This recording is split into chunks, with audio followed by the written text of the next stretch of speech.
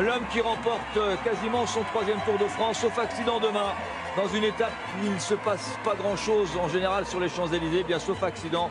Christopher Froome va remporter son 3e Tour de France.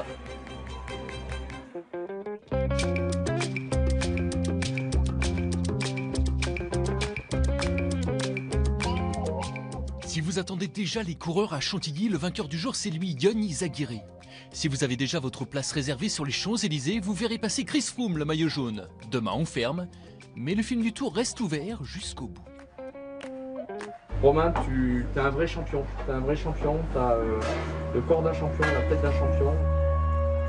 Victoire française enfin sur le Tour de France. Nouvel exploit de Romain Bardet sur le Tour et 10 secondes de bonification.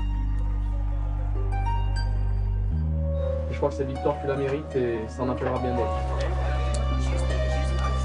Allez, Michon. Allez, non. Mais c'est un tout petit peu pour Romain, pour la génération mondiale, c'est caché.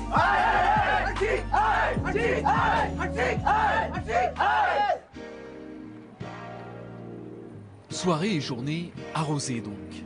Pour cette dernière véritable étape, Peter Sagan remet son costume d'agitateur en chef. Le maillot vert emmène 30 coureurs avec lui dans l'échappée matinale. Le peloton laisse faire à plus de 4 minutes. Les coéquipiers de Chris Froome surveillent le maillot jaune comme le lait sur le feu. Un Anglais sous haute protection de col en col. Les Aravis ok, la Colombière ok. Chiffonné sans doute, mais pas franchement à la ramasse, le Froome. À un moment donné, on a eu des informations par les coureurs dans le peloton. On pensait que Froome était en difficulté, donc c'est pour ça que dans la ramasse, on a 2 coureurs qui se sont mis à accélérer un petit peu. Mais bon, la Sky n'a jamais bronché. Bien évidemment, leur force collective a fait que le maillot jaune, même s'il n'était peut-être pas super aujourd'hui, ce qui peut se comprendre après la chute d'hier, jamais la Sky n'a été en difficulté. Donc. À 75 km de Morzine, ils ne sont plus que 8 en tête. Dont Peter Sagan, bien sûr, Nibali, De Rent et Alaphilippe.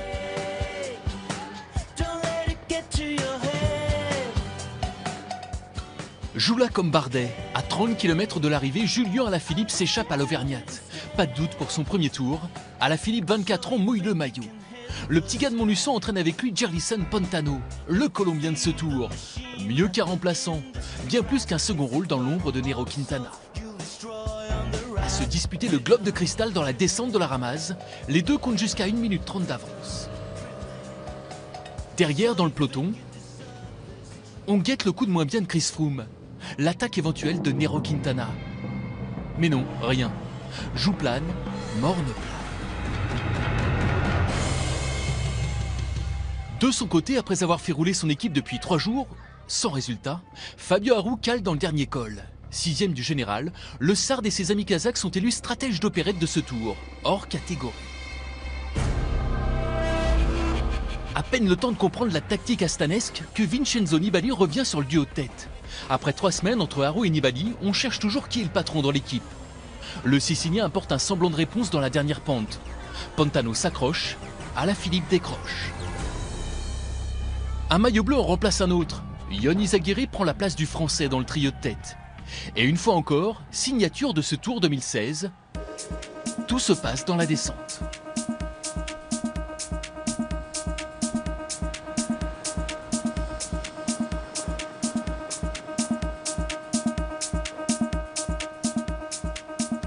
Oh là là, Pantano qui a failli aller à la faute dans ce virage à gauche. Effectivement, cette descente est périlleuse. Et première faute de Pantano avec Izagirre qui a entamé cette descente en première position. Nibali est 2e.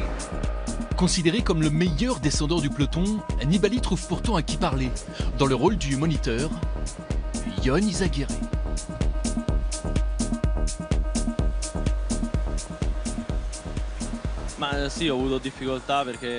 Oui, j'avais des difficultés, peut-être un blocage psychologique suite à ma chute d'hier. Sous la pluie, je n'ai pas réussi à trouver les bonnes sensations. Je n'avais pas de feeling sur le vélo. Je ne me sentais pas capable de prendre des risques.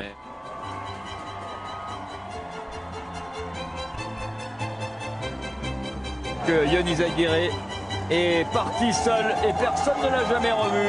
Eh bien, je crois qu'il va avoir grand sourire, Ion Izagirre, le coureur espagnol qui s'impose à 27 ans pour la première fois sur le Tour de France.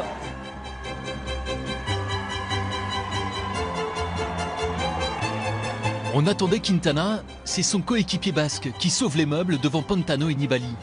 Alaphilippe termine 4e.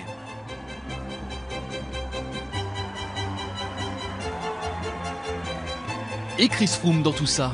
20e du jour, l'Anglais est à 24 heures d'un 3e tour, comme Greg LeMond ou Louison Bobet avant lui.